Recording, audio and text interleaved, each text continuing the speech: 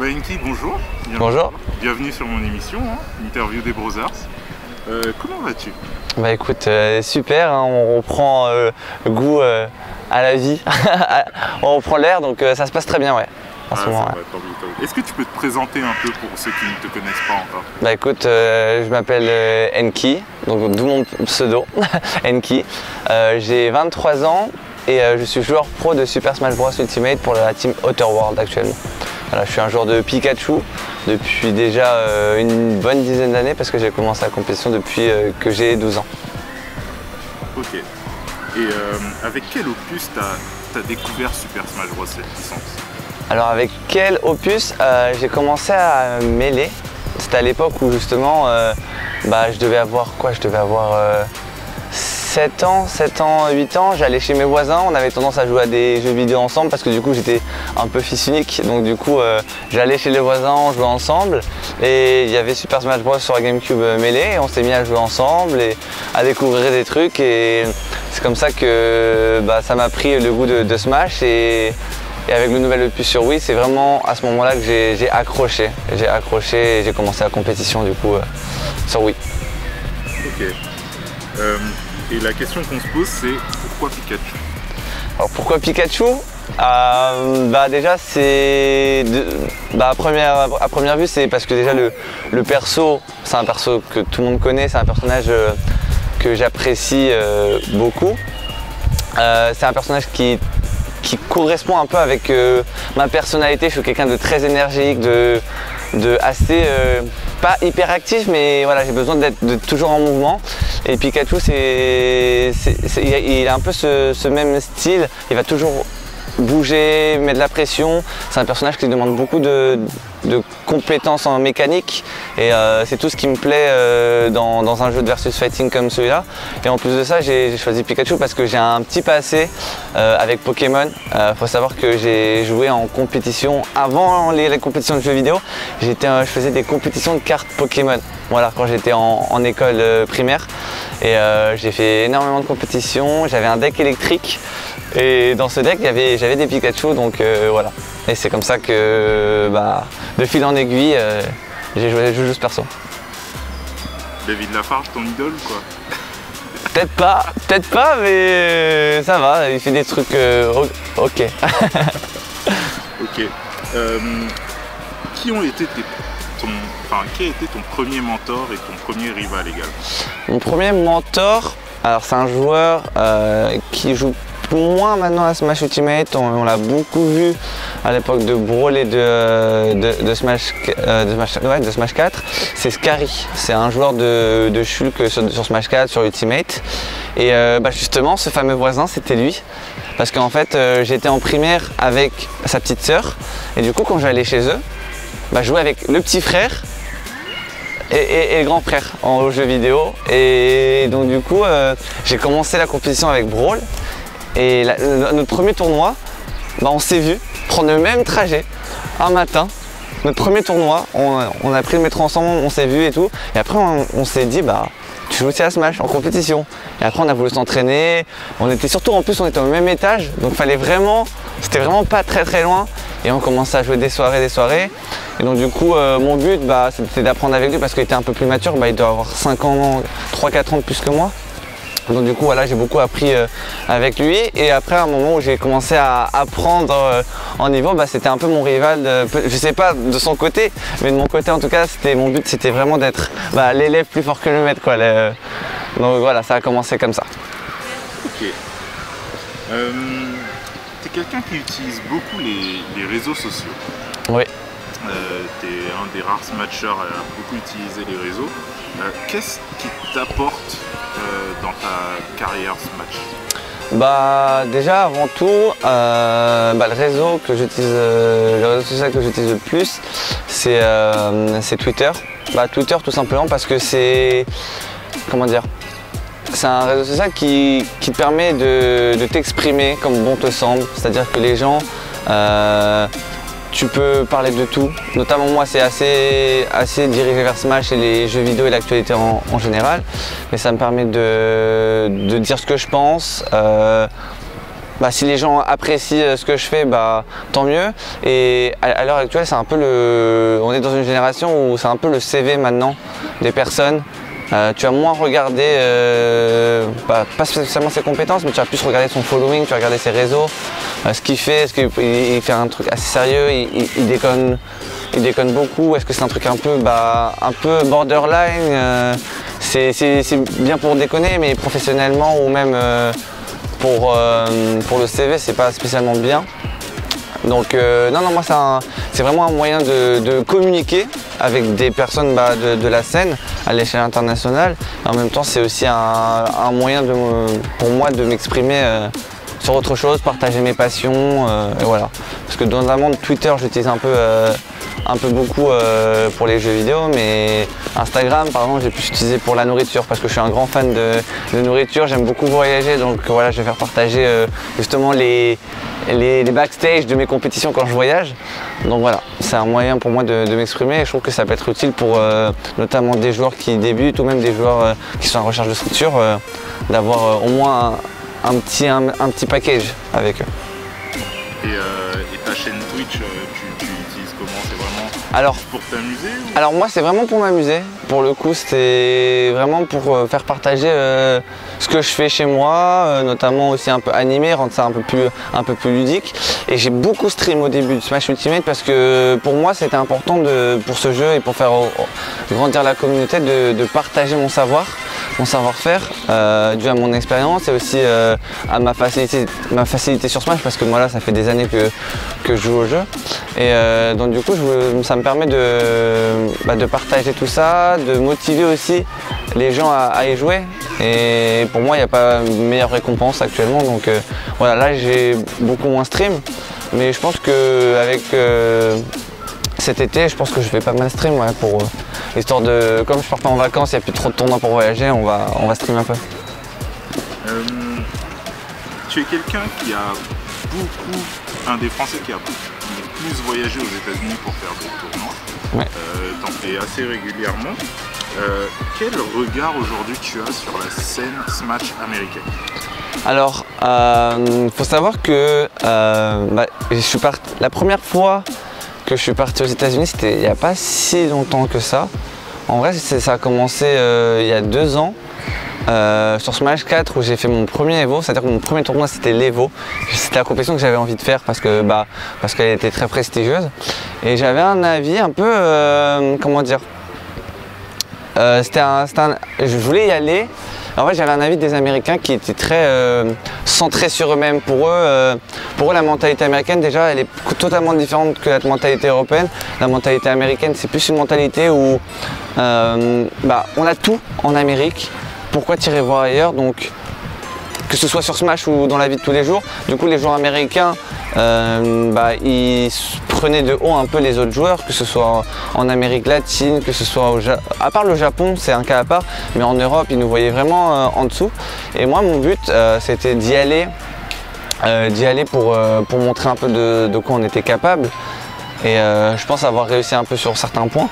Et donc du coup maintenant qu'il y a beaucoup plus de personnes qui voyagent, etc., on a une meilleure image du côté des Américains par rapport à tout ça, parce qu'on a des gros joueurs comme Gluttony, Mister R, et qui ont permis justement d'améliorer notre image vis-à-vis des Américains. Et après par contre les Américains, ils sont très très forts par rapport à ça parce qu'ils sont plus nombreux, donc il y a plus de joueurs, donc c'est plus facile de s'entraîner. Ils ont plus d'espace pour avoir un local pour les tournois. C'est des hangars immenses, ça coûte pas très très cher. Ils ont même des salles de conférence qu'ils louent dans des hôtels, donc c'est vraiment un plus. Alors qu'en France, avoir une salle de conférence dans un hôtel pour faire des tournois et plus avoir des prix abordables pour les smashers, pour avoir une chambre d'hôtel, c'est trop cher. C'est trop cher, donc voilà. Par contre, voilà, les Américains sont très très forts, sont très nombreux. Ils ont un côté tryhard que nous n'avions pas avant. Je dis pas que nous c'est parfait maintenant, mais avant on n'avait pas ce côté compétiteur. On voulait juste jouer, voilà, pour le style plus que pour la victoire. Et là-bas, ils sont pas du tout dans cette mentalité. Donc voilà, c'est l'avis que j'ai par rapport à la scène américaine, que j'apprécie bien maintenant parce que je les connais. Mais c'est vrai qu'avant, j'avais pas forcément un avis très positif, et je pense qu'eux aussi. Donc maintenant, je suis content que ça s'est amélioré. Et justement, par rapport à... Tu as commencé à évoquer des petites différences entre nous et les Américains. On a toujours su que les Américains et les Japonais étaient au-dessus, on va dire. Quelles sont les réelles différences entre le style de jeu américain, la façon dont ils progressent, ils évoluent, et nous en France, et ce qu'on doit faire et apporter pour arriver à ce niveau de compétition? Alors je pense que déjà par le fait qu'il y ait plus de joueurs aussi de top joueurs monde, quand tu regardes le top 50 mondial, il y a au moins 80% c'est des Américains. Je pense que en Amérique, ce qu'ils ont plus, c'est le partage de savoir-faire et l'existence de certaines notions que nous n'avions pas et que peut-être nous n'avons toujours pas en Europe, notamment tout ce qui était avantage, ledge trap, etc. Il y a beaucoup de gens qui utilisent ces termes et qui ne savent pas exactement qu'est-ce que c'est. Ils sont incapables de le décrire et d'expliquer comment faire pour s'améliorer dessus. Parce que même dans un aspect comme l'avantage, il y a plusieurs séquences, on va dire, dans cette notion. Et par exemple, là, je prenais mon dernier tournoi aux États-Unis qui était le Genesis. Des joueurs qui n'étaient pas spécialement bons, ils faisaient attention justement à le ledge trap, le off stage. On va essayer de tomahawk grab, on va essayer de faire les phases de combo, de profiter au maximum. J'ai ma stock d'avance, j'essaie de gratter un maximum de pourcentage. Et je pense qu'ils sont assez rigoureux par rapport à ça, même si c'est pas exactement exécuté. Mais voilà, il faudrait qu'en France, on ait plus conscience de ça et qu'on essaye de plus aussi pratiquer et exécuter tout ça. Voilà, on essaie trop de tout faire en même temps sur un moment, mais on n'essaie pas d'être régulier et d'être constant sur le long terme. Et je pense que c'est ça qui fait la différence en Amérique, c'est qu'en Amérique, ils se la donnent, quoi. Ils se la donnent complètement. Je pense que pendant le confinement, en Europe, on a beaucoup craché sur le online, même si on sait que le online il n'est pas parfait. Je pense qu'en Amérique, ils ont continué à jouer parce qu'ils n'ont pas forcément d'autres moyens et ils veulent vraiment progresser, donc c'est ça qui fait la différence. Après, le style japonais est différent parce que ils sont très tryharders, malgré que la compétition n'est pas mise en avant là-bas, mais ils vont rester sur un personnage et vont le taffer, le pousser. Ils sont prêts à passer 3 heures, 4 heures en training mode pour trouver les situations que tu verras une fois tous les 500 ans. Mais au moins, ils auront conscience de ça. Et je pense que voilà, c'est des gros travailleurs de toute façon, les Japonais. Et je pense que ça se ressent, et quand je dis japonais, je parle aussi même à l'échelle asiatique. Tu prends les Chinois, tu prends les Coréens dans les autres versus fighting, ou même dans les jeux comme League of Legends, ils sont très très hard workers sur ça. Et c'est ça qui fait la différence, je pense. Ok. Et du coup, est-ce que tu as 2-3 piécettes à mettre sur des futurs top joueurs français? Top joueurs français? Alors j'avais quelqu'un que je considérais énormément parce que je trouve qu'il est très talentueux pour son âge, il a énormément de potentiel, même si maintenant en fait quand on a mid-level, c'est très facile de monter à high level, mais par contre entre high et top il y a une différence qui fait que tu sens pas la différence, ça met du temps avant de trouver ce déclic. Donc pour moi, Trim, très talentueux, énormément de potentiel. En deuxième, c'est Crêpe Salé, un joueur de Wario de la région de Dijon, qui est très talentueux. Il a 13 ans, il ne peut pas faire de tournoi, mais il a beaucoup, il a l'envie d'apprendre et la soif d'apprendre. Il demande à beaucoup de joueurs qu'il n'a jamais vu en vrai, mais des très bons joueurs, de s'entraîner avec.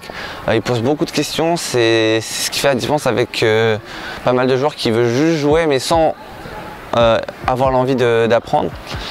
Et donc là, c'est mes 2 gros que j'ai en tête. Troisième, je n'en aurai pas pour le moment. Pour l'instant, c'est vraiment des joueurs jeunes. Pourquoi? Parce que quand on est jeune, on apprend vite, on apprend très très vite, que ce soit dans tous les domaines. Après, j'espère en voir plus, tout simplement. J'espère avoir ces idées un peu dans la tête. Voilà. En France, c'est les deux gros que je vois actuellement. J'espère qu'il y aura une autre vague de nouveaux joueurs qui vont arriver après le confinement. Donc voilà. Et dans tous les tournois que tu as fait, dans tous tes voyages, quel a été ton tournoi préféré? Alors dans tous mes voyages, en fait, ça dépend dans quel aspect des tournois. Il y a beaucoup de tournois que j'ai adoré par rapport à l'ambiance, à la hype. Il y en a beaucoup que j'ai adoré par rapport à l'organisation. Donc si je dois parler d'un tournoi dans sa globalité, en termes juste du tournoi, en atmosphère, etc. C'est très dur. C'est très dur. Je dirais que l'Albion était assez énorme en Europe, à l'échelle européenne, parce que l'ambiance était incroyable, il y avait énormément de joueurs français, voilà. Après, en termes d'expérience, celui où j'ai beaucoup appris, ça doit être Smash and Splash, où je suis parti aux États-Unis. L'organisation était affreuse, mais j'ai pu jouer énormément. En fait, la venue est ouverte de 24 h sur 24 avec énormément de joueurs. Il y a beaucoup de joueurs, il y a du très haut niveau, il y avait énormément de hype, parce qu'il y avait Wizrob qui est un des joueurs de mêlée, qui est un des gods de Smash, parce qu'il est très bon sur 64 sur mêlée. Il avait fait top 8 sur Ultimate. C'était assez insane, la hype elle était là. Voilà, l'ambiance était bien. J'étais avec aussi, c'était mon premier tournoi où je vais aux États-Unis vraiment tout seul. C'est-à-dire que tous les tournois que j'ai fait aux États-Unis, j'étais avec des Européens, des Français. Là, j'étais vraiment confronté à moi-même. Donc je devrais découvrir des gens, je devais me jeter dans la fosse. Et j'ai fait de très belles rencontres, j'ai pu beaucoup apprendre. Et aussi, Smash & Smash, c'est connu pour son parc d'attractions aquatiques qui était vraiment très stylé. Voilà. Et après, en France, je dirais Ultimate Fighting Arena. Très bon tournoi. Très bon tournoi. Et quels sont tes futurs objectifs? Futur objectif, toujours se rapprocher d'Issam, voire être le meilleur Pikachu du monde actuellement. Viser la courbe de progression que j'avais par rapport à Smash. Mes deux tournois aux États-Unis m'ont fait. Ma progression était insane. J'ai vraiment fait mes meilleurs résultats aux États-Unis. Battu des mecs forts, joué contre des top players. Je sentais que je me rapprochais quand même d'eux. J'ai pas pris de set, j'ai pris des games et ça se jouait en game 3 last hit. Donc ça m'a fait énormément plaisir. Donc voilà, c'est vraiment d'être dans top 50, top 100 monde. Faire grandir la scène Smash en France, en Europe, c'est important. Et voilà, et essayer de perdurer et être le meilleur tout simplement. Ok. Écoute, l'interview est vraiment assez complète. Il reste une dernière question. Je ne sais pas si tu connais un peu le concept, c'est l'heure du défi tout simplement. L'heure du défi, très bien. Tu envoies un message à quelqu'un, la personne que tu veux, et faut qu'elle réalise ce défi, tout simplement. Réalise, faut que ce soit en français par contre, parce que du coup si tu mets... La personne que tu veux. Ok, bon Nirose, je t'invite à me battre et à être le meilleur Pikachu en France. Je t'attends et j'espère que je vois que tu te rapproches et j'espère que tu vas arriver. Voilà. Merci beaucoup. Y a pas de problème. Pour cette interview et on te souhaite le meilleur. Merci bien. Ciao.